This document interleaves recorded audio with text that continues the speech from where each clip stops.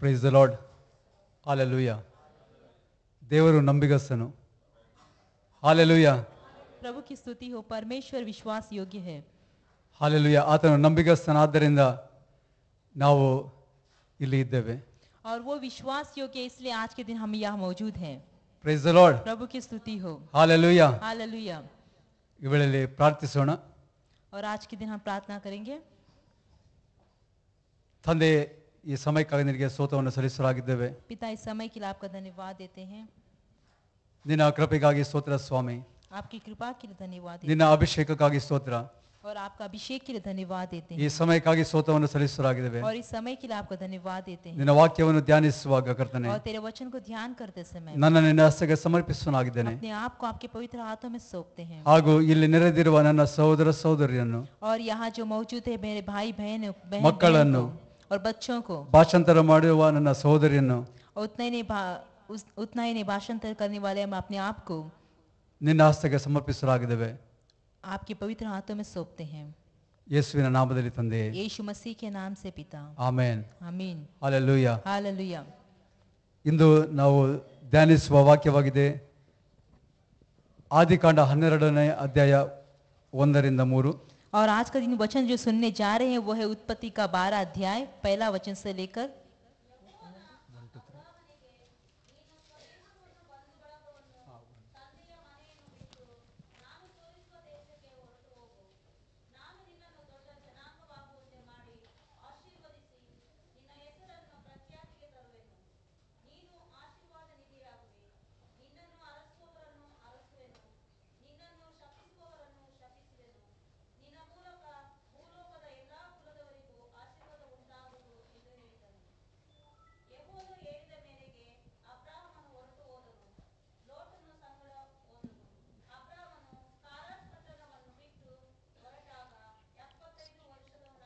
ಸಾಕು ಸಿಸ್ಟರ್.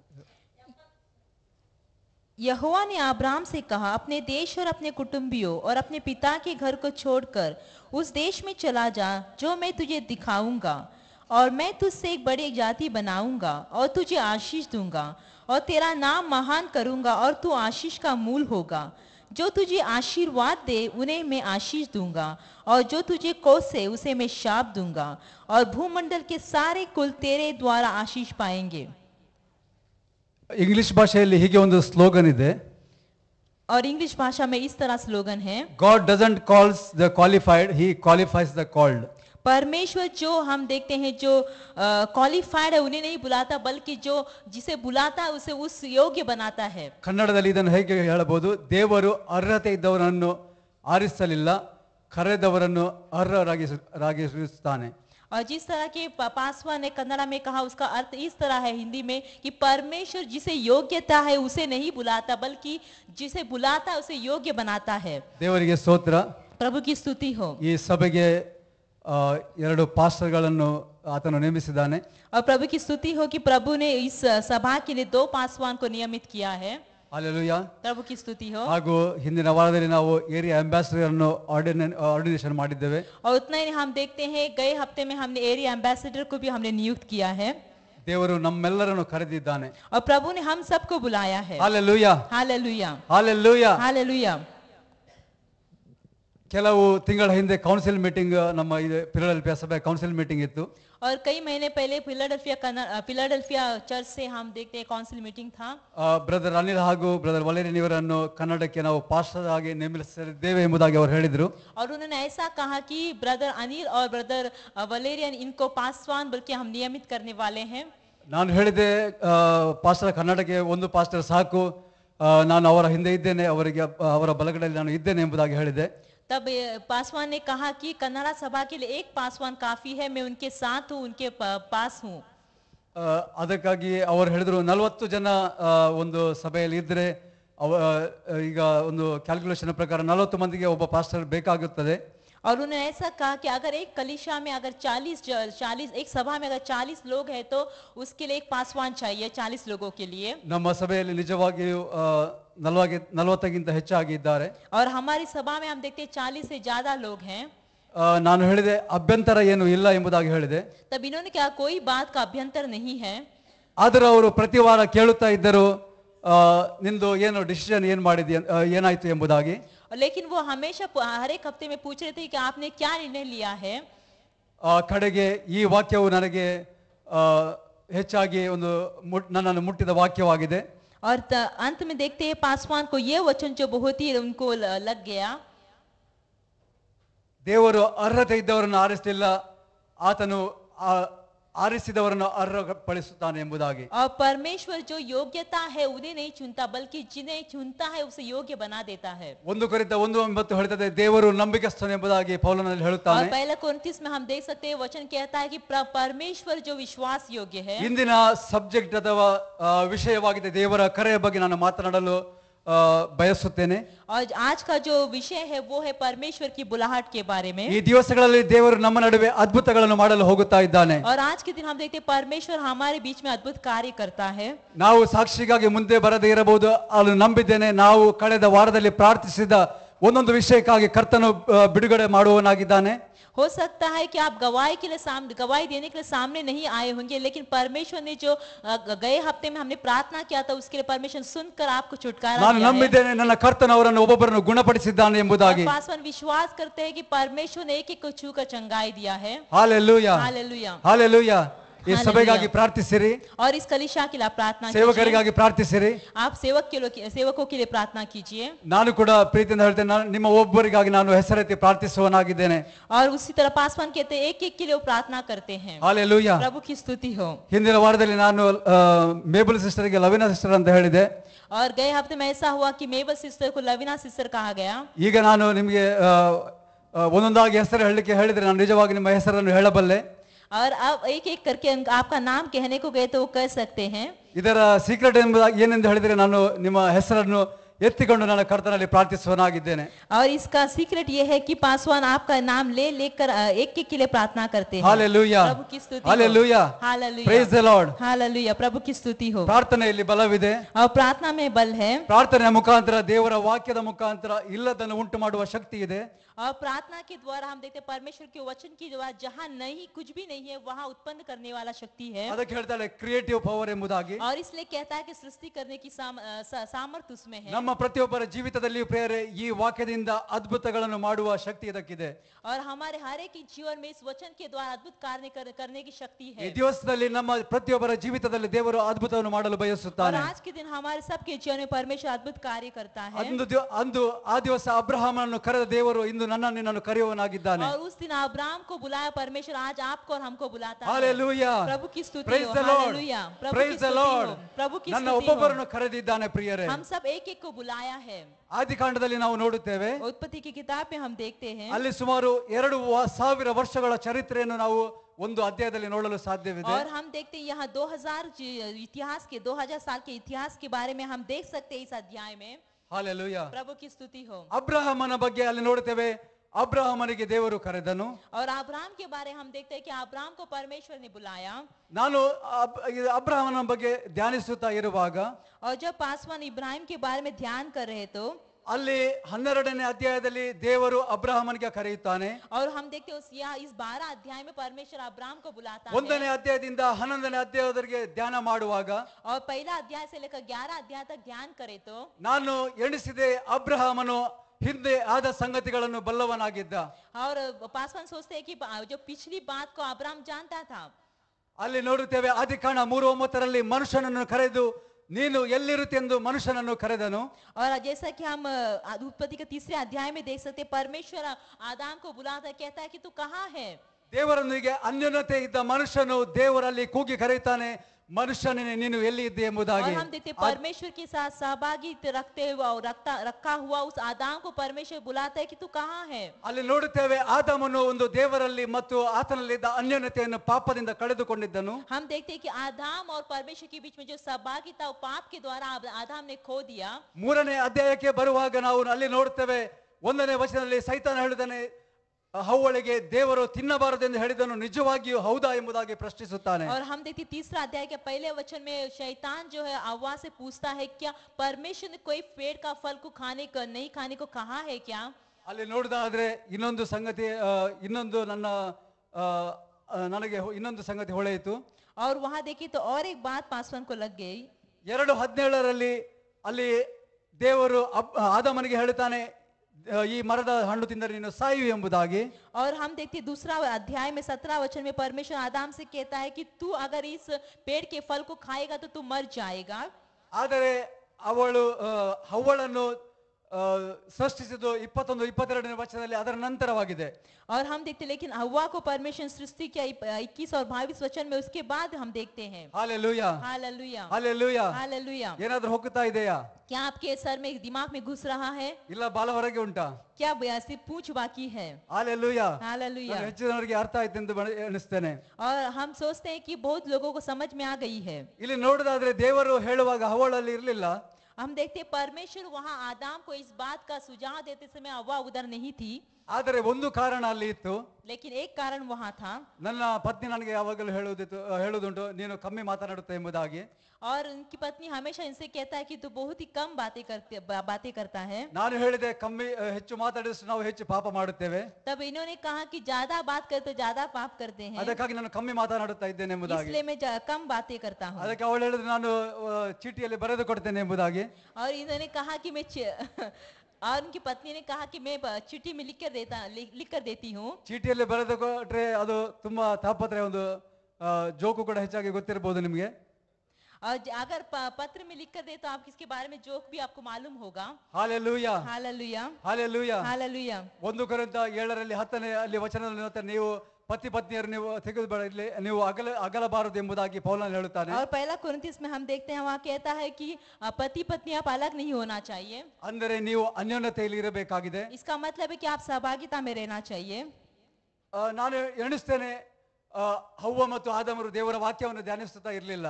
और पासवान इस तरह सोचते हैं कि आदम हव्वा जो तो उन्हें वचन परमेश्वर के वचन ध्यान नहीं करते थे. ಹೆಚ್ಚು ಅದರ ಬಗ್ಗೆ ಮಾತನಾಡ್ತಾ ಇರಲಿಲ್ಲ ಇರಬಹುದು. उसके बारे में ज्यादा बातें नहीं करते थे. Hallelujah, hallelujah. ಆದರೆ ದೇವರು ಹೇಳಿದ್ದು ಕೇವಲ ಒಂದೇ ಮರದ ಹಣ್ಣನ್ನು ತಿನ್ನಬಾರದು ಎಂಬುದಾಗಿ. और परमेश्वर ने कहा था सिर्फ एक पेड़ का फल मत खाना. ಹಾಲೆಲೂಯಾ. हालेलुया. ಆದರೆ ಇಲ್ಲಿ ನೋಡುತ್ತೇವೆ ನಾವು ಆ ಒಂದು ದೇವರ ವಾಕ್ಯಕ್ಕೆ ಅವಿಧೇಯತೆಯನ್ನು ಅಲ್ಲಿ ನೋಡುತ್ತೇವೆ. लेकिन हम देखते हैं वहाँ परमेश्वर की बातों के बारे में आज्ञा ना माना हुआ देखते हैं. ಹಾಲೆಲೂಯಾ, प्रभु की स्तुति हो. ಹಾಲೆಲೂಯಾ. हालेलुया. ಅಲ್ಲಿ ದೇವರ ವಾಕ್ಯದ ಧ್ಯಾನ ಅಲ್ಲಿ ಇರದಿರುವಾಗ ಸೈತಾನನಲ್ಲಿ ಕಾರ್ಯ ಮಾಡಿದ್ದನ್ನು ನಾವು ನೋಡುತ್ತೇವೆ. और परमेश्वर का वचन का ज्ञान ना होने के कारण वहाँ शैतान ने कार्य किया हम देखते हैं. ಆದರೆ ಇಂದು ನಾನು ಮತ್ತು ನೀವು ದೇವರ ವಾಕ್ಯದಿಂದ ನಾವು ಒಂದು ಜಯಭರಿತ ಜೀವಿತವನ್ನು ಜೀವಿಸಬಹುದಾಗಿದೆ. लेकिन आज के दिन आप और हम परमेश्वर के वचन के द्वारा जय का जीवन बिताते हैं. ಹಾಲೆಲೂಯಾ, प्रभु की स्तुति हो. ಹಾಲೆಲೂಯಾ. हालेलुया. ಈಗ ನೋಡುತ್ತೇವೆ ನಾವು ಇದರಲ್ಲಿ 31,173 ವಚನಗಳನ್ನು ನೋಡುತ್ತೇವೆ. यहाँ हम देखते हैं 31,173 31,000 हम देखते हैं. वचन है। 123 वचन को देख सकते हैं. और 775,693 मीन 7 लाख के ऊपर इसमें शब्द है. ಓಕೆ, ಇದು ತುಂಬಾ ಕಷ್ಟದ ಕೆಲಸವಾಗಿದೆ. और ये बहुत ही कष्ट का काम है. ಇದನ್ನು ಧ್ಯಾನಿಸಲು ಹೆಚ್ಚಾಗಿ ನಮ್ಮ ಪಾಷ ಸುನಿಲ್ ರವರು ಅಂತವರು ಬೇಕಾಗಿದೆ. और इसके बारे में ध्यान करने के लिए हम देखते हैं पास्टर सुनील ऐसे लोग चाहिए. ಹಾಲೆಲೂಯಾ, प्रभु की स्तुति हो. हालेलुया. हालेलुया. ಆದರೆ ದೇವರ ಪವಿತ್ರಾತ್ಮದ ಬಲ ಅಭಿಷೇಕದಿಂದ ನಾನು ಮತ್ತು ನೀವು ಇದನ್ನು ಧ್ಯಾನಿಸಬಹುದಾಗಿದೆ ಪ್ರಿಯರೇ. लेकिन परमेश्वर के आत्मा के अभिषेक के द्वारा उसके बल के द्वारा आप और हम इस बात को ध्यान कर सकते हैं प्रियो. ದೇವರ ವಾಕ್ಯ ಧ್ಯಾನಿಸುವುದು ಬಹಳ ಮುಖ್ಯವಾಗಿದೆ.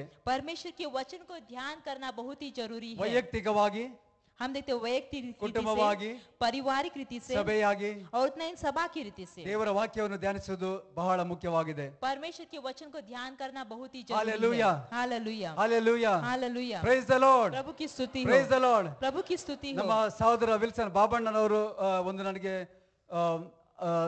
ನಡೆಯುವ ಸಂಗತಿಯನ್ನು ಹೇಳುತ್ತಾ ಇದ್ರು. और ऐसा हुआ कि हम जानते हैं बाबण्णा के बारे में, जो हमारे भाई हैं वो पासवान को कई घटनाओं के बारे में बता रहे थे. ಅವರ ಮನೆ ಹತ್ತಿರ ಒಬ್ಬ ಸೇವಕರು ಯಾ ವಿಶ್ವಾಸಿ. और उनके ऐसा हुआ कि उनके घर के बाजू में एक सेवक है जो विश्वासी हैं. ಅವರು ಹೇಳ್ತಿದ್ರು, ತನ್ನ ಮಕ್ಕಳನ್ನು ಮನೆಯವರನ್ನು ಹಿಡಿದುಕೊಂಡು ಪ್ರತಿಯೊಂದು ದಿವಸ ದೇವರ ವಾಕ್ಯಾಧ್ಯಯನ ಮಾಡದೆ, और वो हर एक दिन ऐसा करते अपने परिवार के साथ वचन का ध्यान करते थे. ಅದು ಧ್ಯಾನವಿಲ್ಲದೆ ಅವರು ರಾತ್ರಿಯನ್ನು ಮಲಗಲಿಕ್ಕೆ ಹೋಗ್ತಾ ಇರಲಿಲ್ಲ ಎಂಬುದಾಗಿ. और वचन के ध्यान करे बिना वो उस रात नहीं सोते थे.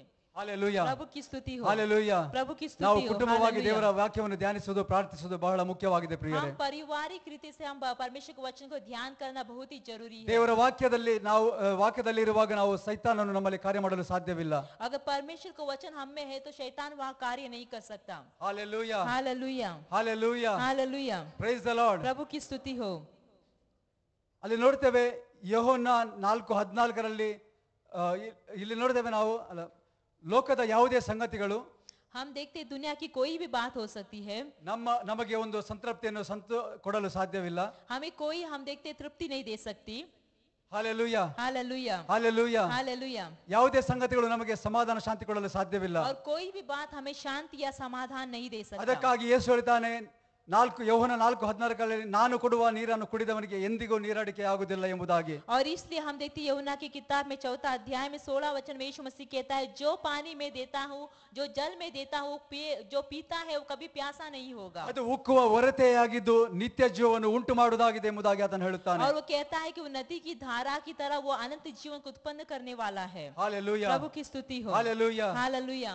ದೇವರ ವಾಕ್ಯವೇ ನಮಗೆ ನಮ್ಮ ಆತ್ಮಿಕ ಆಹಾರವಾಗಿದೆ ಪ್ರಿಯರೇ. और परमेश्वर का वचन जो है हमारा आत्मिक आहार है प्रियो। ನಮ್ಮ ಶರೀರಕ್ಕೆ ಹೇಗೆ ನಮಗೆ ಊಟ ಮಾಡಲು ಇದೆಯೋ ಅದಕ್ಕೆ ಹಾಗೆ ಆತ್ಮಕ್ಕಾಗಿ ದೇವರ ವಾಕ್ಯ ನಮಗೆ ಬೇಕಾಗಿದೆ. और हमारे शरीर के जिस तरह हम भोजन करते हैं उसी तरह आत्मा के लिए भी हमें परमेश्वर का वचन जरूरी है। Hallelujah, hallelujah, hallelujah. हालेलुया। ಮತ್ತಾಯ 16:26-27 ವಚನ. मत्ती की किताब में 16 अध्याय में 26 और 27 वचन। 26-27.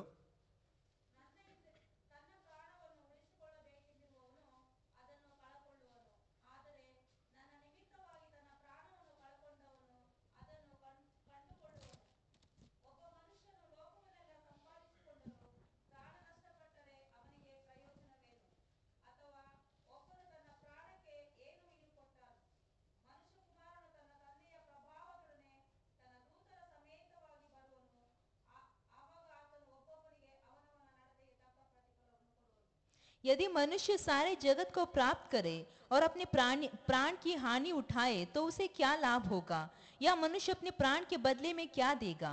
मनुष्य का पुत्र अपने स्वर्गदूतों के साथ अपने पिता की महिमा में आएगा और उस समय वह हर एक को उसके कामों के अनुसार प्रतिफल देगा।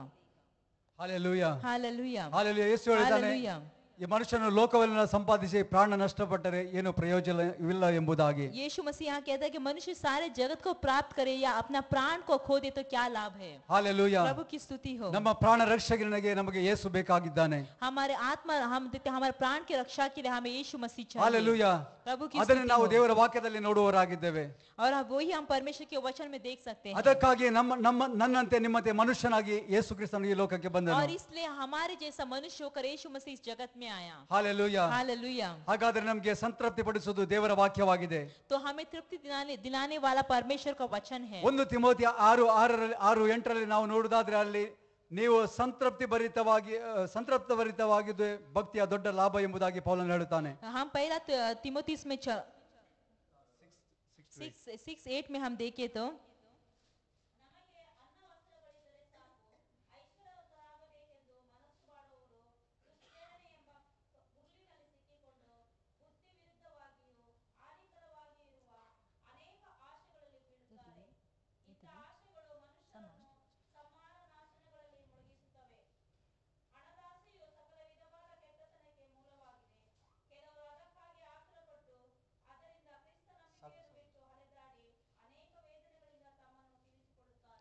और यह 8वां वचन में हम देखते हैं, यदि हमारे पास खाने और पहनने को हो तो इन्हीं पर संतोष करना चाहिए। ಹಾಲೆಲೂಯಾ. प्रभु की स्तुति हो। ಸಂತೃಪ್ತಿ ಅಲ್ಲಿ ಇಂಗ್ಲಿಷ್ ಟ್ರಾನ್ಸ್ಲೇಷನ್ ನೋಡ್ತೇವೆ, KJV ಕಂಟೆಂಟ್ಮೆಂಟ್ ಎಂಬುದಾಗಿ ಹೇಳಿದೆ. और जैसे कि KJV में कंटेंटमेंट कहा गया है, वो हम देखते हैं यहाँ संतोष करके लिखा गया तृप्ति पाना। ಕಂಟೆಂಟ್ಮೆಂಟ್ ಎಂಬುದಾಗಿ ಹೇಳುವಾಗ ಅದು ಡಿಕ್ಷನರಿಲಿ ಅದರ ವಿವರಣೆ ಹೀಗೆ ಇದೆ. और कंटेंटमेंट कहा तो उसका डिक्शनरी में इस तरह अर्थ है, the neurophysiology experience of satisfaction and being at ease in one situation body and mind. ಅಲ್ಲಿ ಹೇಳ್ತದೆ ನ್ಯೂರೋಫಿಸಿಯಾಲಜಿಕಲ್ ಎಕ್ಸ್ಪೀರಿಯನ್ಸ್ ಆರ್ ಸ್ಯಾಟಿಸ್ಫ್ಯಾಕ್ಷನ್. और हम देखते हैं या न्यूरोफिजियोलॉजिक जो एक्सपीरियंस या सेटिस्फेक्शन कहते हैं, ನ್ಯೂರೋ ಎಂಬುದಾಗಿ ಹೇಳುವುದು ನಮ್ಮ ನರಗಳಿಗೆ ಸಂಬಂಧಪಟ್ಟಂತದ್ದಾಗಿದೆ. और न्यूरो मतलब हमारे नर्व को जो संबंधित है. ಹಾಲೆಲೂಯ. प्रभु की स्तुति हो. ಅದು हालेलुया. ನಮ್ಮ ನರನಾಡಿಗಳಿಂದ ಅದು ಸಂತೃಪ್ತಿ ಬರುವಂತದ್ದಾಗಿದೆ. और वो तृप्ति ऐसा है कि वो हमारे नर्व के अनुसार नर्व और हमारे सारे शरीर की इसमें जाता है. ಹಾಲೆಲೂಯ. प्रभु की स्तुति हो. ಅದು ನಮ್ಮ ಬಾಡಿ ಅಂಡ್ ಮೈಂಡ್ ನ ಅಲ್ಲಿ ಹೇಳ್ತದೆ situation of body and mind. और वो कहता है कि ऐसा जाता है कि हमारे मन और हमारे शरीर को के सिचुएशन को वो तृप्ति दिलाता है. ಅದು ಈ ದಿವಸಗಳಲ್ಲಿ ಬಹಳ ಕಷ್ಟದ ಕೆಲಸವಾಗಿದೆ. और ये हम देखते हैं आज के दिन में बहुत ही कष्ट का काम है. ಇದ್ದದರಲ್ಲಿ ತೃಪ್ತಿ ಪಡೆಯಲು ನಾವು ದೇವರ ವಾಕ್ಯದಿಂದ ಕಲಿಯಬೇಕಾಗಿದೆ. और जितना हमारे पास है उसी में तृप्त होने के लिए परमेश्वर के वचन के द्वारा हमें सीखना चाहिए. ಹಾಲೆಲೂಯ. प्रभु की स्तुति हो. ಹಾಲೆಲೂಯ. हालेलुया. ಅದೇ ನೋಡುತ್ತೇವೆ, ಹವ್ವಳಲ್ಲಿ ಇದ್ದದರಲ್ಲಿ ಅವಳು ತೃಪ್ತಿ ಪಡಲಿಲ್ಲ. और वही हम हवा में देखते हैं कि जितना था उसमें उसने तृप्त नहीं बनाया. ಅವಳಿಗೆ ಹೆಚ್ಚಾಗಿ ಬೇಕಿತ್ತು, ಅದಕ್ಕಾಗಿ ಸೈತಾನನ ಮಾತಿಗೆ ವಿಧೇಯಳಾಗುತ್ತಾಳೆ. उसे और भी चाहिए था, इसलिए वो शैतान की बातों में आ जाती है. ಅದಕ್ಕಾಗಿ ನೋಡುತ್ತೇವೆ ಅಲ್ಲಿ ಪಾಪವು ಬಂದದ್ದು. और इसलिए हम देखते हैं वहाँ पाप आ गया. ಹಾಲೆಲೂಯ. प्रभु की स्तुति हो. हालेलुया. हालेलुया. ಅಲ್ಲಿ 2 ತಿಮೋತಿ 2:12 ಪೌಲನು ತಿಮೋತಿಯನಿಗೆ ಬರೆಯುತ್ತಾನೆ. और दूसरा तिमुथियुस में दूसरा अध्याय का 12 वचन में पौलुस तिमुथियुस को लिखता है. ಈ ಮಾತು ನಂಬತಕ್ಕದಾಗಿದೆ ಎಂಬುದಾಗಿ ಅಲ್ಲಿ ಪೌಲನು ಅಲ್ಲಿ ತಿಮೋತಿಯನಿಗೆ ಹೇಳುತ್ತಾ ಇದ್ದಾನೆ. और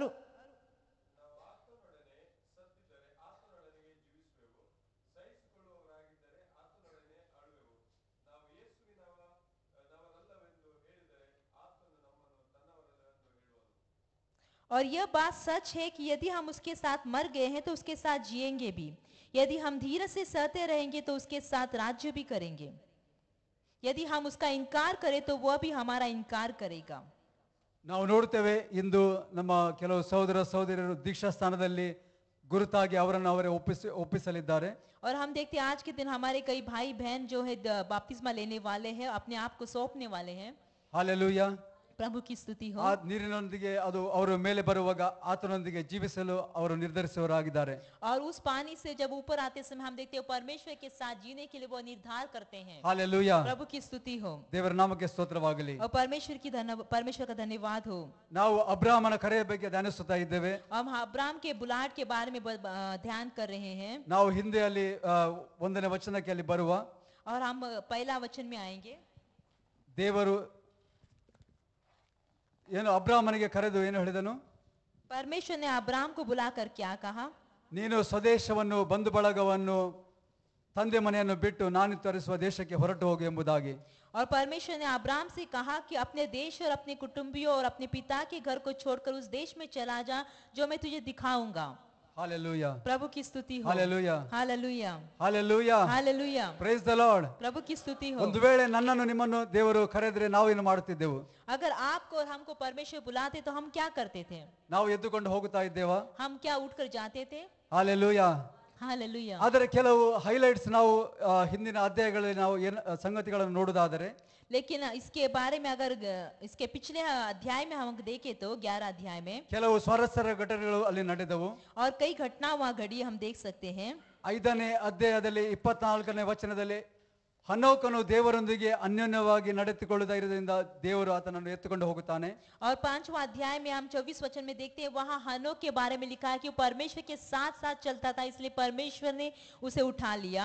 ಎಲ್ಲ ಕೆಟ್ಟತನದ ನಡುವೆಯೂ ಒಳ್ಳೆಯ ಜನ ಅಲ್ಲಿ ಹನೋಕನು ಒಳ್ಳೆಯವನಾಗಿದ್ದನು, ದೇವರಿಗೆ ಮೆಚ್ಚುಗೆ ಉಳ್ಳವನಾಗಿದ್ದನು. और हम देखते हैं पूरा बुराई के बीच में भी हनोक ऐसा व्यक्ति था जो अच्छा व्यक्ति था और परमेश्वर उसे पसंद करता था. ಹನೋಕನ ಬಗ್ಗೆ ಅಬ್ರಾಹಮನು ಕೇಳಿರಬಹುದು. और अब्राहम ने हनोक के बारे में सुना होगा. ಹಾಲೆಲೂಯ. हालेलुया. ಹಾಲೆಲೂಯ. हालेलुया. ನಾವು ನೋಡ್ತೇವೆ ಹನೋಕನನ್ನು ದೇವರು ಕರೆದುಕೊಂಡು ಹೋದನು. हम देखते हैं आनोक को परमेश्वर ने उठा लिया. ಹಾಲೆಲೂಯ. प्रभु की स्तुति हो. हालेलुया. ಈಗಾದರೆ ಮೋಸ್ಟ್ಲಿ ಸ್ಯಾಟಲೈಟ್ ನಲ್ಲಿ ಗೊತ್ತಾಗುತ್ತಿದ್ದೋ ಏನೋ, अगर ऐसा अब होता तो सैटेलाइट में मालूम पड़ता था क्या? ಆದರೆ ನಾವು ನೋಡ್ತೇವೆ ಕಳೆದ ದಿವಸಗಳಲ್ಲಿ ಒಂದು ಮಾಯವಾದ ಫ್ಲೈಟ್ ನ ಬಗ್ಗೆ ಇನ್ನು ಆಶ್ಚರ್ಯ ಎಂಬುದಾಗಿ ನೋಡುತ್ತೇವೆ. लेकिन हम देखते कई दिनों के पहले जो गायब हुआ फ्लाइट के बारे में अब तक आश्चर्य की बातें हैं. ಹಾಲೆಲೂಯ. हालेलुया. ಈಗ ಒಂದು ಪ್ಲೇನ್ ರ್ಯಾಪ್ಚರ್ ಆಗಿದೆ ಅಂತ ಎಣಿಸೋಣ. एक प्लेन रैप्चर हो ऐसा सोच लीजिए। ಹಾಗಾದ್ರೆ ಕರ್ತನು ಇಂದು ಬರೋದಾದ್ರೆ ಎಷ್ಟೋ ಜನರು ರ್ಯಾಪ್ಚರ್ ಆಗ್ಲಿಕ್ಕಿದ್ದಾರೆ. तो प्रभु अगर आज के दिन आए तो कितने जन रैप्चर ಆಗ होने वाले ಪರಿಸ್ಥಿತಿ हैं? ಎಂತದಿರಬಹುದು? तब की परिस्थिति क्या होगी? Hallelujah, hallelujah hallelujah, hallelujah hallelujah. Hallelujah. ಕರ್ತನ ಬರೋಣಕ್ಕೆ ಸಿದ್ಧವಿದ್ದೇವಾ? क्या प्रभु के आगमन के लिए हम तैयार हैं? ಹಾಲೆಲೂಯಾ. हालेलुया। ಕೈ ಎತ್ತುವುದು ಬೇಡ, ನಮ್ಮನೆ ನಾವು ಪ್ರಶ್ನಿಸೋಣ ಪ್ರಿಯರೇ. हम हाथ ना उठाए बल्कि अपने आप को प्रश्न करें। ಹಾಲೆಲೂಯಾ. हालेलुया। ಮತ್ತು ಕೆಲವು ಸಂಗತಿಗಳನ್ನು ನಾವು ನೋಡುತ್ತೇವೆ ಅಲ್ಲಿ. और कई बातों को और भी हम देखते हैं यहाँ। 6ನೇ ಅಧ್ಯಾಯದಲ್ಲಿ ನೋಡುತ್ತೇವೆ, 800-900 ವರ್ಷ ಜೀವಿಸ್ತಾ ಇದ್ದ ಮನುಷ್ಯನನ್ನು ಅಲ್ಲಿ ದೇವರು 120 ವರ್ಷಕ್ಕೆ ತಂದು ಇಳಿಸ್ತಾನೆ. और हम देखते 6वां अध्याय में 800 और 900 साल जीने वाला पर व्यक्ति को परमेश्वर मनुष्य को परमेश्वर 120 वर्ष दे देता है। 5ನೇ ಅಧ್ಯಾಯದಲ್ಲಿ ನೋಡುತ್ತೇವೆ 800-900 ವರ್ಷ ಮನುಷ್ಯನು ಜೀವಿಸ್ತಾ ಇದ್ದನು. और 5वां अध्याय में हम देखते हैं कि 800-900 वर्ष तक एक व्यक्ति जीता था। 6ನೇ ಅಧ್ಯಾಯಕ್ಕೆ ಬರುವಾಗ ಕೇವಲ 120 ವರ್ಷಕ್ಕೆ ಕಡಿತ ಮಾಡಿದನು. लेकिन हम देखते 6वां अध्याय में आते समय परमेश्वर 120 कर देता है। ಕೀರ್ತನೆ 97ರಲ್ಲಿ ನೋಡ್ತೇವೆ 70-80 ವರ್ಷ ಎಂಬುದಾಗಿ. और हम देखते भजन संहिता 90 में कहता है कि 70 या 80 साल। ಈಗ ಕೆಲವು ಟೆಕ್ನಾಲಜಿ ಅಥವಾ ಈ ಮಾರುಕಟ್ಟೆಯಲ್ಲಿ ಸಿಗುವ ಆಹಾರ ಪದಾರ್ಥಗಳ ಮುಖಾಂತರ ಅದು ಇನ್ನೂ ಕಮ್ಮಿ ಆಗುತ್ತದೆ.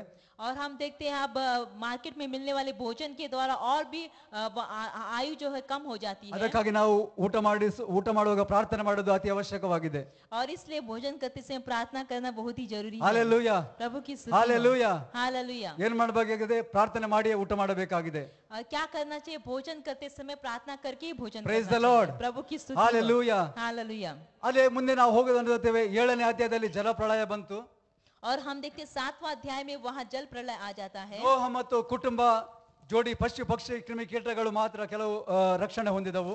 और हम देखते हैं कि नोहा उसका परिवार और कई हम देखते हैं प्राणी या कोई जो हम देखते हैं कीटाणु वही बच जाते हैं। ಅಲ್ಲಿ ನೋಹನು ನೀತಿವಂತನಾಗಿದ್ದನು.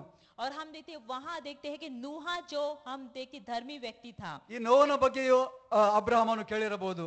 और इस नूहा के बारे में भी अब्राहम ने सुना होगा। Hallelujah, hallelujah hallelujah. हालेलुया। ಆದರೆ ಮುಂಚೆ ಬಂದ ಇನ್ನೊಂದು ಸಂತತಿ 11ನೇ ಅಧ್ಯಾಯದಲ್ಲಿ ನೋಡ್ತೇವೆ, ಅಲ್ಲಿ ಗಿನ್ನಿಸ್ ಬುಕ್ ರೆಕಾರ್ಡ್ ಮಾಡ್ಲಿಕ್ಕೆ ಹೋಗ್ತಾ ಇದ್ದಾರೆ. और हम देखते हैं 11 अध्याय में वहाँ गिनीज रिकॉर्ड को देख सकते हैं। ಅಲ್ಲಿ ಗೋಪುರವನ್ನು ಕಟ್ಟಿ ನಾವು ಮೇಲೆ ಆಕಾಶಕ್ಕೆ ಹೋಗ್ತೇವೆ ಎಂಬುದಾಗಿ ಅವರು ಎಣಿಸ್ತಾರೆ. वहाँ हम देखते हैं बड़ी इमारत को बांध के वो सोचते हैं कि हम आकाश के ऊंचाई में जाएंगे। ಆದರೆ ದೇವರು ಅದನ್ನು ಮಾಡ್ಲಿಕ್ಕೆ ಬಿಡ್ಲಿಲ್ಲ. लेकिन परमेश्वर ऐसा करने नहीं दिया। Hallelujah, hallelujah. Praise the Lord. प्रभु की स्तुति हो। ಅಲ್ಲಿ ನೋಡ್ತೇವೆ ಇದೇ 11ನೇ ಅಧ್ಯಾಯದಲ್ಲಿ 22ನೇ ವಚನದಲ್ಲಿ ನೋಡ್ತೇವೆ, ಅಲ್ಲಿ ಅಬ್ರಹಾಮನು ಕಾರಾನ್ ಎಂಬ ಪಟ್ಟಣದಲ್ಲಿ ಜೀವಿಸ್ತಾ ಇದ್ದನು. और यही 11 अध्याय का 28 वचन में हम देखते हैं यहाँ अब्राम जो है कारान ऐसे नगर में जीता था। ಅಲ್ಲಿ ಅದು ಒಂದು ವಿಗ್ರಹಾರಾಧಕ ಕುಟುಂಬವಾಗಿತ್ತು. और हम देखते हैं मूर्ति पूजा करने वाला एक परिवार था। ಆ ಜನರ ಮಧ್ಯದಿಂದ ದೇವರು ಅಬ್ರಹಾಮನನ್ನು ಕರೆಯುತ್ತಾನೆ. और उस लोगों के बीच में से परमेश्वर अब्राम को बुलाता है। ನಾವು ನೋಡೋದಾದ್ರೆ ದೇವರು ಅಬ್ರಹಾಮನನ್ನು ಕರೆಯಲು ಅನೇಕ ಕಾರಣಗಳಿರಬಹುದು. हम देखते हैं कि परमेश्वर अब्राम को बुलाने के लिए बहुत ही कारण है। ಯಾಕೆಂದರೆ ದೇವರು ನಮ್ಮ ಹೃದಯವನ್ನು ಪರಿಶೋಧಿಸುವನಾಗಿದ್ದಾನೆ. क्योंकि हमारा परमेश्वर हमारे हृदय को जांचने वाला परमेश्वर है। Hallelujah, hallelujah, hallelujah, hallelujah. ವಿಶೇಷವಾಗಿ ನಾವು ನೋಡೋದಾದ್ರೆ ಆತನ ನಂಬಿಕೆ ಇರಬಹುದು. और विशेष रीति से हम देखें तो उसका विश्वास हो सकता है। Hallelujah, hallelujah. ಅದೇ ಇಬ್ರಿಯರಿಗೆ ಬರೆದ 11ನೇ ಪತ್ರಿಕೆ 8 ಮತ್ತು 10ರಲ್ಲಿ ನಾವು ನೋಡುತ್ತೇವೆ. और वही हम इब्रानी की किताब में 11 अध्याय में देख सकते हैं। ಆತನು ಕರೆಗೆ ವಿಧೇಯನಾಗುವುದನ್ನು ನಾವು ನೋಡುತ್ತೇವೆ हम ಪ್ರಿಯರೇ. देखते हैं जब परमेश्वर से बुलाता है तो उसका आज्ञा मानकर वो आ जाता है। ಇಬ್ರಿಯ 11, 8, 10 ನಾವು ಓದೋಣ. इब्रानी का 11 अध्याय का 8वां वचन हम पढ़ेंगे।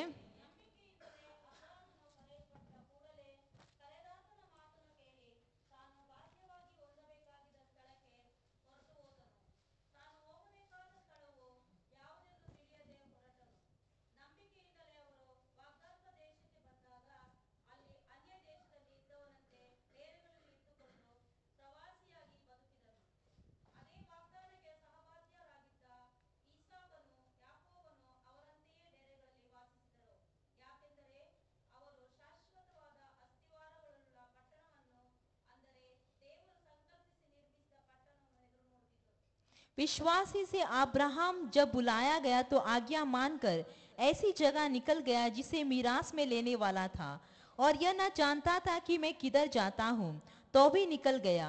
विश्वासी से उसने प्रतिज्ञा की हुई देश में पराये देश में परदेशी के समान रहकर इसहाक और याकूब समेत जो उसके साथ उसी प्रतिज्ञा के वारिस थे तंबुओं में वास किया, क्योंकि वो इस स्थिर नींद वाले नगर की बाट जोता था जिसका रचने वाला और बनाने वाला परमेश्वर है। ಪ್ರಿಯ ಸಹೋದರ ಸಹೋದರಿಯರೇ, प्यारे प्यारे भाई बहनों, ಅಂದು ಅಬ್ರಹಾಮನನ್ನು ಕರೆದ ದೇವರು ಇಂದು ನನ್ನನ್ನು ನಿಮ್ಮನ್ನು ಕರೆಯುತ್ತಾ ಇದ್ದಾನೆ. और उस दिन अब्राहम को बुलाया परमेश्वर आज आपको और हमें बुलाता है। ಹಾಲೆಲೂಯ. हालेलुया। ಆದರೆ ನಮ್ಮ ಕರೆದಾತನ ಮಾತನ್ನು ನಾವು ಕೇಳದಿದ್ದರೆ ನಾವು ಆತನಿಂದ ಉಪಯೋಗಿಸಲ್ಪಡಲು ಸಾಧ್ಯವಿಲ್ಲ. लेकिन जो बुलाता है उसे उसकी बात को अगर हम न सुने तो हम उससे उपयोग नहीं किया जा सकते। ಆತನು ನಾವು ನೋಡ್ತೇವೆ ಅನೇಕ ನಿರೀಕ್ಷೆಗಳನ್ನು ದೇವರು ಅಬ್ರಾಹ್ಮನಲ್ಲಿ ಇಟ್ಟಿದ್ದನು. हम देखते परमेश्वर ने अब्राहम के ऊपर बहुत ही आशा रखी थी ಆತನ ಮುಖಾಂತರ ತನಗಾಗಿ ಒಂದು ಜನಾಂಗವನ್ನು ಪ್ರತ್ಯೇಕಿಸುವುದು ಆತನ ಇಚ್ಛೆ ಆಗಿತ್ತು. और उसके द्वारा एक जाति को बनाने का प्रत्येक करने का परमेश्वर की एक आशा थी ಅವನ ಸಂತತಿಯೊಂದಿಗೆ ಒಂದು ಒಡಂಬಡಿಕೆಯನ್ನು ಮಾಡುವುದು ದೇವರ ಇಚ್ಛೆ ಆಗಿತ್ತು. और उसके हम देखते उसकी जाति के द्वारा वो उसके संतान के द्वारा एक वाचा को बांधने का उसका निश्चय था। ಅಷ್ಟೇ ಅಲ್ಲದೆ ಅದೇ ಜನಾಂಗದಿಂದ ಒಬ್ಬ ರಕ್ಷಕನನ್ನು ಕಳಿಸುವುದು ದೇವರ ಯೋಚನೆಯಾಗಿತ್ತು. और परमेश्वर का योजना था कि उसी जाति के द्वारा एक उद्धारकर्ता को भेजे। ಇದು ಎಲ್ಲ ಸಾಧ್ಯವಾಯಿತು ಹೇಗೆಂದರೆ ಆತನ ವಿಧೇಯತೆಯಿಂದ ಸಾಧ್ಯವಾದದನ್ನು ನೋಡುತ್ತೇವೆ और ಪ್ರಿಯರೇ. वो सब कैसे संभव हम देखते परमेश्वर अब्राहम का आज्ञा मानने के द्वारा हुआ। ದೇವರು ಆತನ ಮುಖಾಂತರ ನಾವು ಆಶೀರ್ವದಿಸುವುದನ್ನು ನಾವು ಗಲಾತ್ಯದಲ್ಲಿ ನೋಡುತ್ತೇವೆ. और हम देखते हैं अब्राहम के द्वारा परमेश्वर सबको आशीष देता है, हम वचन में देख सकते हैं। ಅಬ್ರಹಾಮನ ಮೂಲಕ ಭೂಲೋಕದ ಎಲ್ಲಾ ಕುಲದವರಿಗೂ ಆಶೀರ್ವಾದ ಉಂಟಾಯಿತು. हम देखते हैं अब्राहम के द्वारा हम देखते हैं इस जगत के सारे कुल को आशीष मिला। ಎಂದು ಯೇಸು ಕ್ರಿಸ್ತನನ್ನು ರಕ್ಷಕನಾಗಿ ಸ್ವೀಕರಿಸಿದ ನಾನು ನೀವು ಅಬ್ರಹಾಮನ ಸಂತತಿಯವರಾಗಿದ್ದೇವೆ. और आज के दिन में यीशु मसीह को उद्धारकर्ता बल्कि स्वीकार किया आप और हम जो है हम अब्राहम के संतान हैं। ಹಾಲೆಲೂಯಾ. प्रभु की स्तुति हो। Praise the Lord. Hallelujah. Praise the Lord. प्रभु की स्तुति हो। 2 ತೆಸಲೋನಿಕ 2:14 ಅಲ್ಲಿ ನಾವು ವಚನವನ್ನು ಓದುವ. और दूसरा थिस्सलुनीका दूसरा अध्याय का 14 वचन हम पढ़ेंगे।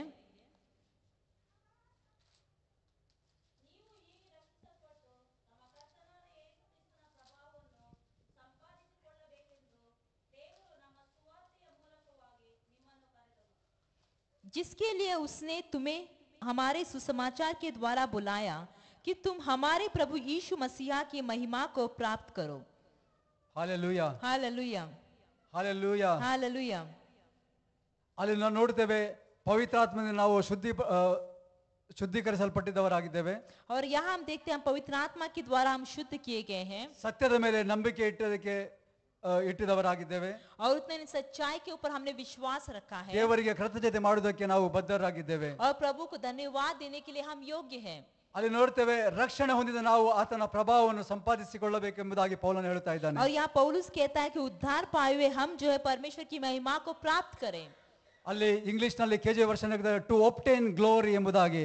और जैसा कि इंग्लिश में कहता है कि महिमा को प्राप्त करना। ಹಾಲೆಲೂಯಾ. प्रभु की स्तुति हो। ನಾವು ಸಂಪಾದಿಸಿಕೊಳ್ಳಬೇಕಾದರೆ अगर हम इसे प्राप्त करना है तो ಅದು ನಮಗೆ ಹೀಗೆಲೇ ದೊರಕುವುದಿಲ್ಲ. वो हमें ऐसे ही नहीं मिलता।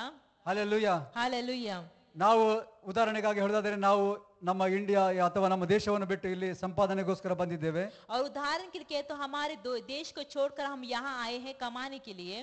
ನಾನು ನಂಬುತ್ತೇನೆ ದೇವರು ನಮಗೆ ನೀನು ಬ್ಯಾರನಿಗೆ ಹೋಗಿ ಅಲ್ಲಿ ಸಂಪಾದಿಸಿ ಎಂಬುದಾಗಿ ನಮ್ಮಲ್ಲಿ ಯಾರಲ್ಲಿ ಮಾತನಾಡಲಿಲ್ಲ ಎಂಬುದಾಗಿ ನಾನು ನಡೆಸ್ತೇನೆ. और पासवान सोचते हैं कि क्या प्रभु ने किसी से ऐसी बातें नहीं किया कि आप यहाँ इंडिया से आप बहरीन जाइए और वहां जाके पैसे कमाइए। ಆದರೆ ಒಂದು ಉತ್ತಮ ಜೀವಿತಕ್ಕಾಗಿ ಒಂದು ಸಂಪಾದನೆ ಮಾಡಲಿಕ್ಕಾಗಿ ನಾವು ಇಲ್ಲಿ ಬಂದಿದ್ದೇವೆ. लेकिन हमारे अच्छे जीवन के लिए हम यहाँ कमाने के लिए आए हैं। ಆ ಸಂಪಾದನೆಗಾಗಿ ನಮ್ಮ ಕೆಲವು ತ್ಯಾಗವನ್ನು ನಾವು ಮಾಡಿದ್ದೇವೆ. और हम देखते इस पैसे कमाने के लिए हमने कई त्यागों को भी हमने किया है। ಅಲ್ಲಿ ಹೇಳುತ್ತಾನೆ ಪೌಲನು ಆ ಪ್ರಭಾವವನ್ನು ಸಂಪಾದಿಸಿಕೊಳ್ಳಲಿ ಎಂಬುದಾಗಿ. और इसी तरह यहाँ पौलुस भी कहता है कि तुम उस प्रभाव को उस महिमा को तुम प्राप्त कर लो। ನಾವು ರಕ್ಷಣೆ ಹೊಂದಿದ್ದೇವೆ ಎಂಬುದಾಗಿ ಹೇಳಿ ನಮ್ಮಷ್ಟಕ್ಕೆ ನಾವು ಇದ್ದರೆ ಆ ಪ್ರಭಾವವನ್ನು ಗಳಿಸಲು ಸಾಧ್ಯವಿಲ್ಲ ನನ್ನ ಸಹೋದರ ಸಹೋದರಿಯರೇ. अगर हम कहे तो कि हम सिर्फ उद्धार पाए और ऐसे ही रहे तो उस प्रभाव को हम प्राप्त नहीं कर सकते। ಆ ಪ್ರಭಾವವನ್ನು ನಾನು ಮತ್ತು ನೀನು ಸಂಪಾದಿಸಿಕೊಳ್ಳಬೇಕಾಗಿದೆ. उस प्रभाव को आप और हम प्राप्त करना चाहिए। ಹಾಲೆಲೂಯಾ. प्रभु की स्तुति हो। Praise the Lord. हालेलुया। प्रभु की स्तुति हो। ಹಾಲೆಲೂಯಾ. हालेलुया। ಅದೇ ಹೇಳುತ್ತಾನೆ ಪೌಲನು ಕ್ರಿಸ್ತನ ಪ್ರಭಾವವನ್ನು ನೀವು ಸಂಪಾದಿಸಿಕೊಳ್ಳಿರಿ ಎಂಬುದಾಗಿ. और वही है पौलुस यहाँ कहता है कि परमेश्वर की महिमा को आप प्राप्त कीजिए। Praise the Lord. प्रभु की स्तुति हो। ಹಾಲೆಲೂಯಾ. हालेलुया। ಇನ್ನು ನೋಡುತ್ತೇವೆ 1 ಕೊರಿಂಥ 1:9 ಆತನು ಅನ್ಯೋನ್ಯತೆಗಾಗಿ ನಮ್ಮನ್ನು ಕರೆದನು. और पहला कोरिन्थियों का पहला अध्याय का 9वां वचन में हम देखते हैं पहिला अध्याय का 9वां वचन।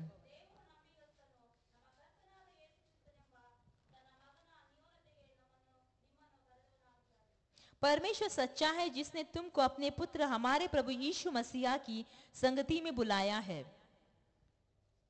ಹಾಲೆಲೂಯಾ. हालेलुया। ದೇವರು ನಂಬಿಗಸ್ತನಾಗಿದ್ದಾನೆ. परमेश्वर सच्चा है, विश्वास योग्य है।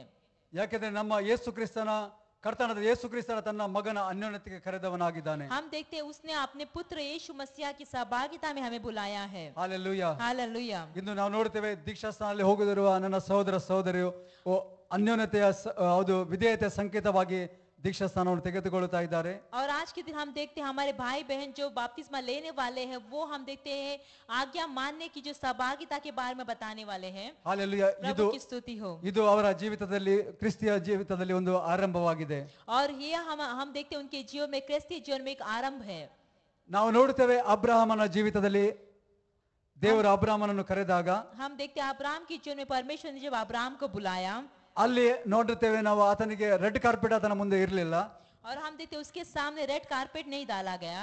ದೇವರು ಆತನನ್ನು ಕರೆದಾಗ ಆತನು ಸುಮಾರು 75 ವರ್ಷದವನಾಗಿದ್ದನು ಎಂಬುದಾಗಿ ನಾವು ವಚನದಲ್ಲಿ ನೋಡುತ್ತೇವೆ. और जैसा कि हम पढ़ते हैं कि जब परमेश्वर ने इसे बुलाया वो 75 इयर्स का था करके वचन कहता है। ಅಲ್ಲಿ 75 ವರ್ಷ ಪ್ರಾಯದಲ್ಲಿ ತನ್ನ ಹೆಂಡತಿಯನ್ನು ತಮ್ಮನ ಮಗದ ಲೋಟನನ್ನು ಸೊತ್ತನ್ನು ತೆಗೆದುಕೊಂಡು ಕಾನಾನ್ ದೇಶಕ್ಕೆ ಹೋಗುತ್ತಾನೆ. और हम देखते हैं 75 इयर्स में वो अपने भतीजे लूत को और उतना ही ने अपनी पत्नी को साराई को लेकर जाता है। 9ನೇ ವಚನದಲ್ಲಿ ನಾವು ಮುಂದೆ ಬರುವುದಾದರೆ ಅಲ್ಲಿ ಕಾನಾನ್ ದೇಶದ ದಕ್ಷಿಣ ಸೀಮೆಗೆ ಆತನು ಹೋಗುತ್ತಿರುವಾಗ और हम देखते हैं आगे देखते हैं कि वो कानान देश के उस दक्षिण के भाग की ओर जाते समय ಅಲ್ಲಿ ಆತನು ಘೋರ ಕ್ಷಾಮವನ್ನು ಕಾಣುತ್ತಾನೆ. और वहां हम देखते हैं वहां बड़ा जो अकाल आ जाता है. ನಮ್ಮಲ್ಲಿ ಒಂದು ಪ್ರಶ್ನೆ ಇರಬಹುದು, हम में एक प्रश्न हो सकता है, ದೇವರು ಕರೆದ ಮೇಲೆ ಯಾಕೆ ಅಲ್ಲಿ ಕ್ಷಾಮ ಇತ್ತು ಎಂಬುದಾಗಿ. अगर परमेश्वर बुलाने के बाद वहां अकाल क्यों आ गई? हालेलुया. प्रभु की स्तुति हो। हालेलुया. ದೇವರು ಕರೆದಂತ ಹೇಳಿ ನಮ್ಮ ಜೀವಿತದಲ್ಲಿ ಸಮಸ್ಯೆ ಇಲ್ಲ ಅಂತ ಹೇಳಲಿಕ್ಕೆ ಆಗುದಿಲ್ಲ. और जब परमेश्वर बुलाता है तब हमारे जीवन में समस्या नहीं हो सकती, ऐसा नहीं कह सकते. ಆದರೆ ಎಲ್ಲಾ ಸಮಸ್ಯೆಗಳಲ್ಲಿ ಎದುರಿಸಲು ನಮ್ಮ ಕರ್ತನು ನಮ್ಮ ಜೊತೆಗಿದ್ದಾನೆ ಪ್ರಿಯರೇ. लेकिन सब समस्या को सामना करने के लिए हमारा प्रभु हमारे साथ है. ನಾವು ರಕ್ಷಣೆ ಹೊಂದಿದಾಗ ನಾವು ಆತನ ಸ್ವರಕ್ಕೆ ವಿಧೇಯರಾದಾಗ ಪ್ರತಿಯೊಂದು ಸಮಸ್ಯೆಗಳಿಂದ ಆತನ ಬಿಡುಗಡೆಗೊಳಿಸುವನಾಗಿದ್ದಾನೆ. और जब हमने उसके वचन को माना, उसके स्वर को हमने सुना, तब हम परमेश्वर हर एक समस्या में छुड़ाता है. ಆದರೆ ನಮ್ಮ ದೃಷ್ಟಿ ಆ ಸಮಸ್ಯೆ ಕಷ್ಟಗಳ ಮೇಲೆ ನಾವು ಇಡಬಾರದು. लेकिन हमारा दृष्टि जो उस समस्या के ऊपर, उस कष्टों के ऊपर नहीं होना चाहिए. ಅದೇ ಪೌಲನು ಕೊಲೊಸ್ಸೆ 3:2 ಹೇಳ್ತಾನೆ, ಮೇಲಿರುವಂತಗಳ ಮೇಲೆ ಮನಸ್ಸಿಡಿರಿ ಎಂಬುದಾಗಿ ಹೇಳುತ್ತಾ ಇದ್ದಾನೆ. और वही कोलोस्सिय के 3 अध्याय में हम देखते हैं पौलुस कहता है कि तुम ऊपर की बातों की ओर तुम ध्यान लगाओ. ಕೊಲೊಸ್ಸೆ 3:2 ನಾವು ಓದೋಣ. और कोलोस्सी का 3 अध्याय का 2 वचन हम पढ़ेंगे.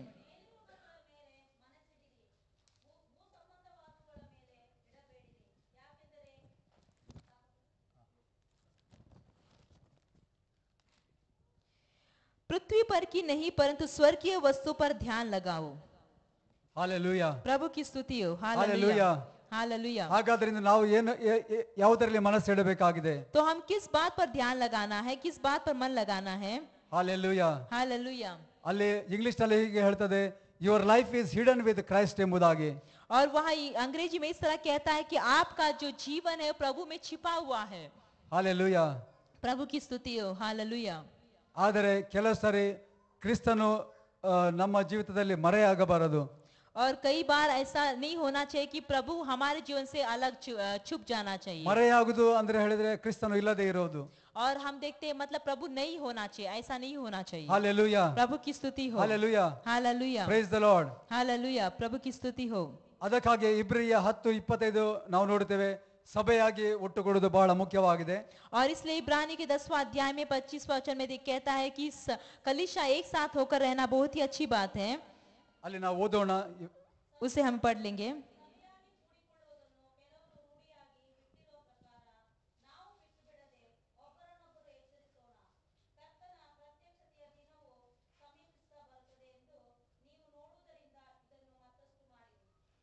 और एक दूसरे के साथ इकट्ठा होना न छोड़े जैसे कि कितनों की रीति है, पर एक दूसरे को समझाते रहे, और जो जो उस दिन को निकट आते देखो त्यों तो और भी अधिक यह किया करो.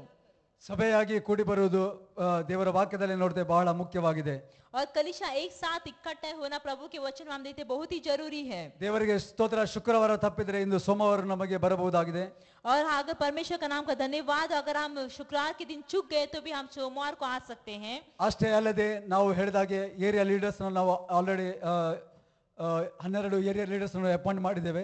और जैसे कि हमने कहा कि 12 एरिया लीडर्स को हमने ऑलरेडी नियुक्त किया है. ಆಗ ಅನೌನ್ಸ್ಮೆಂಟ್ ಅಲ್ಲಿ ಹೇಳಿದ್ರು ನಿಮಗೆ ಶುಕ್ರವಾರ, ಆದಿತ್ಯವಾರ ಮತ್ತು ಮಂಗಳವಾರ ವಾರದಲ್ಲಿ 2 ದಿವಸ ನಿಮ್ಮ ಏರಿಯಾದಲ್ಲಿ ನೀವು ಕೂಡಬಹುದು. और जैसा कि अनाउंसमेंट में कहा गया कि ट्यूसडे के दिन और ट्यूसडे संडे और ट्यूसडे संडे और ट्यूसडे आप अपने अपने एरिया में आप मिल सकते हैं. ಇದು ಸಭೆಯಾಗಿ ನಾವು ಬರ್ತೇವೆ, ಕೂಡಿ ಬರ್ತೇವೆ, ಒಳ್ಳೆದಾಗಿದೆ. और हम देखते कलीसिया एक साथ होकर आना बहुत ही अच्छी बात है. ಆದರೆ ನಮ್ಮ ಏರಿಯಾದಲ್ಲಿ ನಮ್ಮ ಸ್ಥಳದಲ್ಲಿ ನಾವು ಒಟ್ಟು ಕೂಡುವುದು ಬಹಳ ಮುಖ್ಯವಾಗಿದೆ. लेकिन हमारे एरिया में हम इकट्ठे होना बहुत ही जरूरी है. ಇದರಿಂದ ನಾವು ಒಬ್ಬರೊಬ್ಬರು ಬೆಳೆಯಬಹುದಾಗಿದೆ ದೇವರ ವಾಕ್ಯದಲ್ಲಿ. और इसके द्वारा हम देखते हैं हम एक एक व्यक्ति जो है परमेश्वर के वचन में बढ़ सकते हैं. ನಮ್ಮ ಪ್ರಶ್ನೆಗಳು ಇದ್ದರೆ ಅಲ್ಲಿ ಉತ್ತರವು ನಮಗೆ ಅಲ್ಲಿ ದೊರಕಬಹುದಾಗಿದೆ. और हमारे प्रश्नों का उत्तर वहां ही हमें मिल सकता है. Hallelujah, hallelujah, hallelujah, hallelujah. ಇದರ ಮುಖಾಂತರ ನಾವು ಒಬ್ಬರಿಗೆ ಒಂದು ಅನ್ಯೋನ್ಯತೆಯಲ್ಲಿ ದೇವರ ವಾಕ್ಯದಲ್ಲಿ ಬೆಳೆಯಬಹುದಾಗಿದೆ ಪ್ರಿಯರೇ. और इसके द्वारा हम सहभागिता में रहते हैं, परमेश्वर के वचन में बढ़ सकते हैं. Praise the Lord. प्रभु की स्तुति हो. ಮತ್ತಾಯ 10:37-39 और मत्ती का 10वां अध्याय का 37 और 38 ಅಲ್ಲಿ ನಾವು ಓದುವ ಈ ವೇಳೆಯಲ್ಲಿ ತಂದೆ ಮೇಲಾಗಲಿ ತಾಯಿಯ ಮೇಲಾಗಲಿ ನನ್ನ ಮೇಲೆ ಇಡುವುದಕ್ಕಿಂತ ಹೆಚ್ಚಾದ ಮಮತೆ ನೀಡುವವನು ನನಗೆ ಯೋಗ್ಯನಲ್ಲ. ಮಗನ ಮೇಲಾಗಲಿ ಮಗಳ ಮೇಲಾಗಲಿ ನನ್ನ ಮೇಲೆ ಇಡುವುದಕ್ಕಿಂತ ಹೆಚ್ಚಾದ ಮಮತೆ ನೀಡುವವನು ನನಗೆ ಯೋಗ್ಯನಲ್ಲ. ಮತ್ತು ಯಾವುದಾದರೂ ತನ್ನ ಶಿಲುಬೆಯನ್ನು ತೆಗೆದುಕೊಂಡು ನನ್ನ ಹಿಂದೆ ಬಂದ ಹೊರತು ನನಗೆ ಯೋಗ್ಯನಲ್ಲ. जो माता या पिता को मुझसे अधिक प्रिय जानता है वो मेरे योग्य नहीं, और जो बेटा या बेटी को मुझसे अधिक प्रिय जानता है वो मेरे योग्य नहीं, और जो अपना क्रूस लेकर मेरे पीछे न चले वो मेरे योग्य नहीं. जो अपने प्राण बचाता है वो उसे खोएगा, और जो मेरे कारण अपना प्राण खोता है वो उसे पाएगा. ಅಲ್ಲಿ ಹೇಳುತ್ತದೆ, ನೀವು ತಂದೆ ತಾಯಿಯಷ್ಟು ನನ್ನಕ್ಕಿಂತ ಹೆಚ್ಚಾಗಿ ಮಮತೆ ಇಟ್ಟರೆ ನೀನು ಯೋಗ್ಯನಲ್ಲ ಎಂಬುದಾಗಿ ಹೇಳುತ್ತಾ ಇದ್ದಾನೆ. और यहाँ कहता है कि तू माता पिता को मुझसे ज्यादा प्रेम करता है, तू मेरे योग्य नहीं है. ಇದರ ಅರ್ಥ ಯೇಸು ಹೇಳುವುದಿಲ್ಲ ನೀವು ತಂದೆ ತಾಯಿಯನ್ನು ಬಿಟ್ಟು ಬಿಡಿ ಎಂಬುದಾಗಿ. इसका अर्थ यह नहीं कि यीशु मसीह ऐसा नहीं कहता कि तू माता पिता को छोड़ दे. ತಂದೆ ತಾಯಿಯನ್ನು ಪ್ರೀತಿಸುವುದು ನಮ್ಮ ಕರ್ತವ್ಯವಾಗಿದೆ. और माता पिता को प्रेम करना हमारा कर्तव्य है. ಹಾಗೂ ಅದು ಒಂದು ಆಶೀರ್ವಾದವಾಗಿದೆ. और वो एक आशीष है. Hallelujah, hallelujah, hallelujah. हालेलुया. ಆದರೆ ನಮ್ಮ ವೈಯಕ್ತಿಕ ನಮ್ಮ ರಕ್ಷಣೆಗೆ ಒಂದು ವೇಳೆ ತಡೆಯಾಗಿದ್ದರೆ, ಅದನ್ನು ನಮ್ಮ ರಕ್ಷಣೆಗೆ ತಡೆಯಾದರೆ ಅದು ಒಪ್ಪಿಕೊಳ್ಳುವುದಾದರೆ ಅದು ಸೂಕ್ತವಲ್ಲ. और अगर हमारे उद्धार के बीच में वो आड़ आते हैं तो वो हम देखते वो हमारे लिए योग्य नहीं है. ನಮ್ಮ ನಂಬಿಕೆಗೆ ಒಂದು ವೇಳೆ ತಡೆ ಬರುವುದಾದರೆ ಅದರಿಂದ ಅದಕ್ಕಾಗಿ ನೀವು ಅದನ್ನು ನೀವು ಒಪ್ಪಬೇಡಿರಿ ಎಂಬುದಾಗಿ ಯೇಸು ಅಲ್ಲಿ ಹೇಳ್ತಾ ಇದ್ದಾನೆ. अगर हमारे विश्वास के वो आड़ आते हैं तो आप उसे मान मत लीजिए, ऐसा प्रभु कहता है. ಹಾಲೆಲೂಯಾ, प्रभु की स्तुति हो. Hallelujah, hallelujah, hallelujah. हालेलुया. ಯಾಕಂದ್ರೆ ನಾವು ವೈಯಕ್ತಿಕವಾಗಿ ಕರ್ತನಿಗೆ ಉತ್ತರ ಕೊಡಬೇಕಾಗಿದೆ ಒಂದು ದಿವಸ. क्योंकि हम वैयक्तिक रीति से एक दिन पर प्रभु को जवाब देना है. ಹಾಲೆಲೂಯಾ. प्रभु की स्तुति हो. हालेलुया.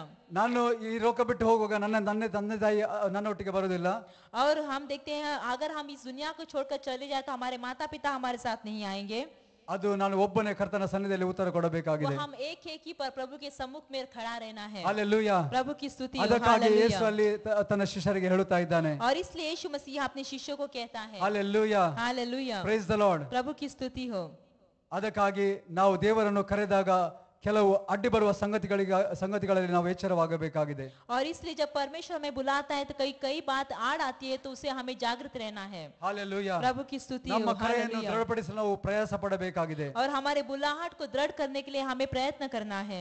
ಅದೇ 2 ಪೇತ್ರ 1:10 ಪೇತ್ರನಲ್ಲಿ ವಿವರಿಸ್ತಾನೆ, ಕರೆದದನ್ನು ದೃಢಪಡಿಸಿಕೊಳ್ಳಿರಿ ಎಂಬುದಾಗಿ ಆತನು ಹೇಳುತ್ತಾ ಇದ್ದಾನೆ. और वही दूसरा पत्रस की किताब में हम देख सकते हैं कि पत्रस कहता है कि तुम्हारी बुलाहट को दृढ़ता करो. 2 ಪೇತ್ರ 1:10. ಆದ್ದರಿಂದ ಸಹೋದರರೇ, ದೇವರು ನಿಮ್ಮನ್ನು ಕರೆದದ್ದನ್ನು ಆದುಕೊಂಡದ್ದನ್ನು ದೃಢಪಡಿಸಿಕೊಳ್ಳುವುದಕ್ಕೆ ಮತ್ತಷ್ಟು ಪ್ರಯತ್ನ ಪಡಿರಿ. ಹೀಗೆ ನೀವು ಮಾಡಿದರೆ ಎಂದಿಗೂ ಎಡುವುದಿಲ್ಲ. और दूसरा पत्रस का पहला अध्याय का 10वां वचन, इस कारण हे भाइयों अपने बुलाए जाने और चुन लिए जाने को सिद्ध करने का भली भांति यत्न करते जाओ, क्योंकि यदि ऐसा करोगे तो कभी भी ठोकर ना खाओगे। ಇಲ್ಲಿ ನೋಡ್ತೇವೆ, ನೀವು ಮತ್ತಷ್ಟು ಪ್ರಯಾಸ ಪಡಿರಿ ಎಂಬುದಾಗಿ ಪೇತ್ರನಲ್ಲಿ ಹೇಳುತ್ತಾ ಇದ್ದಾನೆ. वो कहता है कि तुम और भी प्रयत्न करो। ಹಾಲೆಲೂಯಾ. प्रभु की स्तुति हो, ಹಾಗಾದರೆ हालेलुया। ದೃಢಪಡಿಸಿಕೊಳ್ಳಲು ನಾನು ಮತ್ತು ನೀನು ಪ್ರಯತ್ನ ಮಾಡಬೇಕಾಗಿದೆ ಪ್ರಿಯರೇ. तो आप और हम इसे दृढ़ करने के लिए और भी प्रयत्न करना ಅದೇ चाहिए। ನಾವು 3ನೇ ವಚನದಿಂದ ಅಲ್ಲಿ ನೋಡೋದಾದ್ರೆ, ನಮ್ಮನ್ನು ತನ್ನ ಪ್ರಭಾವದಿಂದಲೂ ಗುಣಾತಿಶಯದಿಂದಲೂ ಕರೆದ ದೇವರ ವಿಷಯವಾಗಿ ಆತನು ಮಾತನಾಡುತ್ತಾ ಇದ್ದಾನೆ. और तीसरा वचन में हम देखते हैं कि प्रभु परमेश्वर के बारे में, उसके सामर्थ के बारे में बोला, कहता है कि उसने हमें उसके सामर्थ के अनुसार, उसके गुण के अनुसार बुलाया है। ಆತನ ದಿವ್ಯ ಶಕ್ತಿಯು ನಮಗೆ ಪರಿಜ್ಞಾನವನ್ನು ಕೊಟ್ಟಿದೆ ಎಂಬುದಾಗಿ ಆತನು ಹೇಳುತ್ತಾ ಇದ್ದಾನೆ. वो कहता है कि उसका दिव्य शक्ति जो उसके बारे में हमें ज्ञान दिया, ಈ ದಿವ್ಯ ಪರಿಜ್ಞಾನದಿಂದ ನಾವು ಜೀವಕ್ಕೂ ಭಕ್ತಿಗೂ ಬೇಕಾದೆಲ್ಲವೂ ನಮಗೆ ದೊರಕಿತೆ ಎಂಬುದಾಗಿ ಆತನು ಹೇಳುತ್ತಾನೆ. और ऐसे परिज्ञान देने के द्वारा हमें हमारे जीवन के लिए और हमारे भक्ति के लिए जो भी जरूरी वो हमें मिल गया, ऐसा वो कहता है। ಅದಕ್ಕಾಗಿ ಹೇಳ್ತಾನೆ, ಲೋಕದಲ್ಲಿ ದುರಾಶೆ ಉಂಟಾದ ಕೆಟ್ಟದನಕ್ಕೆ ತಪ್ಪಿಸಿಕೊಳ್ಳಿರಿ ಎಂಬುದಾಗಿ ಹೇಳುತ್ತಾನೆ. और इसलिए वो कहता है कि दुनिया में जो भी अभिलाषा है, बुरी अभिलाषा, उससे तुम बच के रहो, कहता है। ದೈವ ಸ್ವಭಾವದಲ್ಲಿ ನೀವು ಪಾಲುಗಾರರು ಹೊಂದಬೇಕೆಂಬುದಾಗಿ ಆತನು ಹೇಳ್ತಾ ಇದ್ದಾನೆ. और वो कहता है कि परमेश्वर की दैविक स्वभाव में तुम भागीदारी हो जाओ। ನಿಮ್ಮ ನಂಬಿಕೆಯು ಅಮೂಲ್ಯವಾಗಿ ಉತ್ಕೃಷ್ಟವಾಗಿದೆ ಎಂಬುದಾಗಿ ಆತನು ಹೇಳ್ತಾ वो ಇದ್ದಾನೆ. कहता है कि तुम्हारा विश्वास और सद्गुण बढ़ते जाओ, ऐसा कहता है। ಆತನು ಕೊಟ್ಟಂತಹ ವಾಗ್ದಾನಗಳನ್ನು ನೆರವೇರಿಸಲು ಆತನು ಶಕ್ತನಾಗಿದ್ದಾನೆ ಎಂಬುದಾಗಿ ಹೇಳ್ತಾ वो ಇದ್ದಾನೆ. कहता है कि परमेश्वर ने जो वाचा दी उसे पूरा करने के लिए वो योग्य है। ಹಾಗಾದರೆ ನಾನು ಮತ್ತು ನೀನು ಇಂದು ಆತನು ನಮ್ಮ ಕರೆದದನ್ನು ದೃಢಪಡಿಸಿಕೊಳ್ಳಲು ಪ್ರಯಾಸ ಪಡಬೇಕಾಗಿದೆ ಪ್ರಿಯರೇ. और इसलिए आप और हम जो उसने हमें बोलाहट दिया, उसे दृढ़ करने के लिए हम प्रयत्न करना चाहिए। ಅದಕ್ಕಾಗಿ ನಮ್ಮ ಸಮಯವಾಗಲಿ, और इसलिए हमारा समय होने दो, हमारे पैसे होने दो, ಅದನ್ನು ವೆಚ್ಚ ಮಾಡಬೇಕಾಗಿದೆ. उसे हमें डालना है प्रियो। ಅದಕ್ಕಿಂತ ಹೆಚ್ಚಾಗಿ ನಮ್ಮನ್ನು ನಾವು ಆತನಿಗೆ ಒಪ್ಪಿಸಬೇಕಾಗಿದೆ. और उससे ज्यादा अपने आप को उसे सौंपना है। Price the Lord. प्रभु की स्तुति हो, ಹಾಲೆಲೂಯಾ. हालेलुया। ರೋಮ 8:28ರಲ್ಲಿ ಪೌಲನಲ್ಲಿ ಹೇಳ್ತಾನೆ, ದೇವರ ಸಂಕಲ್ಪದ ಮೇರೆಗೆ ಕರೆಯಲ್ಪಟ್ಟವರು ಎಂಬುದಾಗಿ ಹೇಳ್ತಾ और ಇದ್ದಾನೆ. रोमियो 8वां अध्याय का हम देखते हैं 28 वचन में पौलुस कहता है कि परमेश्वर की योजना के द्वारा बुलाए गए हैं।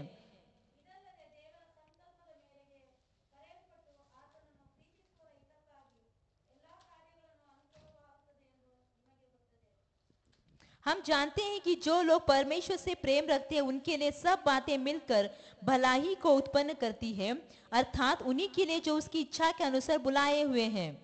ಹಾಗಾದರೆ ನಾನು ಮತ್ತು ನೀವಿಂದು ದೇವರ ಸಂಕಲ್ಪದ ಮೇರೆಗೆ ಕರೆಯಲ್ಪಟ್ಟವರಾಗಿದ್ದೇವೆ. तो आप और हम जो परमेश्वर की इच्छा के द्वारा, परमेश्वर योजना के द्वारा बुलाए गए हैं। ಯಾವುದೇ ಸಂಗತಿಗಳು ಆದರೆ ಆತನು ನಮ್ಮ ಹಿತಕ್ಕಾಗಿ ಅವುಗಳು ಆಗುವಂತದ್ದಾಗಿದೆ. और जो भी बातें हमारे लिए होती है वो हमारी भलाई के लिए होती है। ಕೆಲವೊಂದು ಸಮಯಗಳಲ್ಲಿ ನಮಗೆ ಕಷ್ಟ ವೇದನೆಗಳು ಸಮಸ್ಯೆಗಳು ಅದು ತೊಂದರೆ ಎಂದು ಅದು ಬಹಳ ಎಂದು ಎಣಿಸಬಹುದು.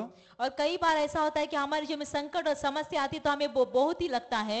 ಆದರೆ ದೇವರ ದೃಷ್ಟಿಯಿಂದ ನಾವು ನೋಡುವುದಾದರೆ ಎಲ್ಲಾ ಸಮಸ್ಯೆ ಕಷ್ಟಗಳು ಅದು ನಮ್ಮ ಹಿತಕ್ಕಾಗಿ ಆಗಿವೆ. लेकिन परमेश्वर की नजर से अगर हम देखें तो वो हमारे लिए भलाई उत्पन्न करती ಅವುಗಳು है। ನನ್ನನ್ನು ಮತ್ತು ನಿನ್ನನ್ನು ಕಟ್ಟಲಾಗಿದೆ ಪ್ರಿಯರೇ. और वो आप और हमें वो बांधता है परमेश्वर के प्रेम में। ಹಾಲೆಲೂಯಾ. प्रभु की स्तुति हो, hallelujah. Hallelujah. Praise the Lord. प्रभु की स्तुति हो। ಅಪೊಸ್ತಲರ ಕೃತ್ಯದಲ್ಲಿ ನಾವು ನೋಡುತ್ತೇವೆ, ಅಲ್ಲಿ ಅದ್ಭುತಗಳು ಆದವು.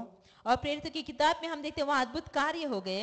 ಹಾಲೆಲೂಯಾ. हालेलुया। ಅಲ್ಲಿ ನೋಡ್ತೇವೆ 16:31ರಲ್ಲಿ ಸೆರೆಮನೆಯ ಯಜಮಾನನಿಗೆ ಪೌಲಸೀಲನು ಅಲ್ಲಿ ಯೇಸುವಿನ ಮೇಲೆ ನಂಬಿಕೆ ಇಡು ಎಂಬುದಾಗಿ ಅಲ್ಲಿ ಹೇಳುತ್ತಾ ಇದ್ದಾನೆ. और हम देखते हैं प्रेरितों की किताब में 16 अध्याय 31 वचन में वहाँ हम देखते हैं पौलुस कहता है कि यीशु मसीह पर विश्वास रखो। वहाँ हम देखते हैं वहाँ के बंदी गृह के मालिक को कहता है, ಅಲ್ಲಿ ಹೇಳ್ತಾನೆ, ಆಗ ನೀನು ಕ್ರಿಸ್ತ ಯೇಸುವಿನ ಮೇಲೆ ನಂಬಿಕೆ ಇಡು, ನೀನು ನಿನ್ನ ಕುಟುಂಬವು ರಕ್ಷಣೆ ಹೊಂದುವುದು ಎಂಬುದಾಗಿ. और वो कहता है कि तू प्रभु यीशु मसीह पर विश्वास रख, तब तू और तेरा परिवार जो उद्धार पाएगा। Hallelujah. Hallelujah, hallelujah. Hallelujah. Praise the Lord. प्रभु की स्तुति हो। ದೇವರ ಕರೆಗೆ ನಾವು ವಿಧೇಯರಾದರೆ, और प्रभु की बुलाहट में अगर आज्ञा माने तो ನಮ್ಮದೇ ರಕ್ಷಣೆ ಅಲ್ಲ, हमारा ही उद्धार नहीं, ನಮ್ಮ ಒಬ್ಬೊಬ್ಬರ ಕುಟುಂಬಗಳನ್ನು ದೇವರು ರಕ್ಷಿಸುವನಾಗಿದ್ದಾನೆ. बल्कि हम परमेश्वर हमारे परिवार का भी उद्धार करेगा। Hallelujah. Hallelujah. Praise the Lord. प्रभु की स्तुति हो, ಪ್ರೈಸ್ ದ ಲಾರ್ಡ್. प्रभु की स्तुति हो। ದೇವರು ನಮ್ಮ ಪ್ರತಿಯೊಬ್ಬರನ್ನು ದೇವರು ಆಶೀರ್ವದಿಸಲಿ. और प्रभु हम सबको आशीष दे, ವಾಕ್ಯದ ಮುಖಾಂತರ ಆತನು ಬಲಪಡಿಸಲಿ. और वचन के द्वारा एक एक को बल दे। Praise the Lord. प्रभु की स्तुति हो। हालेलुया. हालेलुया।